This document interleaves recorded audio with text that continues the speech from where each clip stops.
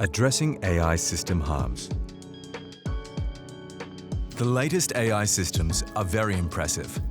Large language models, such as ChatGPT, have ushered in a new era of AI systems that are not just generative, they are general, able to provide a fluent response to almost any question you ask.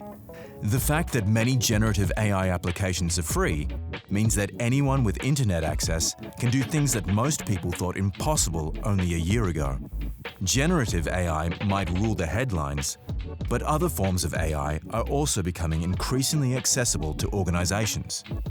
It's now common for someone wanting to analyze data with the latest AI tools to do this in a few clicks on an MLOps platform. Once data is uploaded, the system automatically trains, tunes, and ranks models without any coding whatsoever. As a result, more businesses across Australia are experimenting with AI applications as ways of solving problems that until recently were thought to be too hard or required an entire team of data scientists and software engineers. As we discussed in the last video, with this explosion of interest comes a range of new and expanded risks to organizations, as well as potential harms to people. That's because organizations are using AI systems in ways that involve and impact people directly. Some of the fastest growing uses for AI systems are for customer service, for marketing, and for recruitment. To use AI systems responsibly, you need to understand potential harms. Identifying potential harms is referred to as an impact assessment. The negative impacts will depend on what the system is trying to achieve, how it is designed, where it is deployed, and who encounters it. To avoid the harms you've identified and thereby manage the related risks to your business, you need to put in place appropriate controls. HTI's research shows that the majority of potential harms of an AI system come from three sources. First, an AI system can fail to perform as expected. For example, if an autonomous vehicle doesn't accurately identify objects on the road, it can crash and hurt someone. An algorithm that performs well for one group but poorly for another can end up unlawfully discriminating. A system that isn't robust could fail at a critical moment.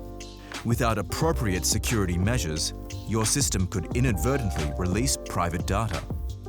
All these are different categories of poor performance.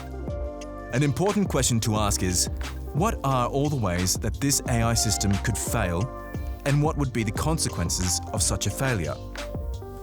Second, an AI system can be used in ways that deliberately harm people. For example, an employee might use a facial recognition system to invade someone's privacy. If your website claims to show customers the cheapest deals, but you instruct your recommender algorithm to prioritize more expensive offers, you may be misleading your customers and breaching consumer law. A targeted recruitment algorithm might purposely exclude older or younger people in breach of discrimination law. To assess this category of harm, ask yourself, how could someone use this to intentionally cause financial, psychological, or physical damage? Third, even if AI systems perform well and there's no intent to harm, they can still have negative impacts and create risk for your organization. For example, a facial recognition system used in a publicly accessible place can limit people's rights to privacy. A fleet of self-driving vehicles might create congestion when empty. Energy-hungry algorithms used at scale could produce excess amounts of carbon.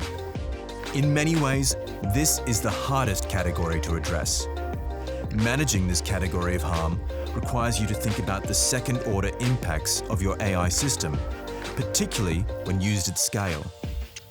To understand this best, you might ask yourself, if this application ended up being used by everyone, everywhere, what issues might arise?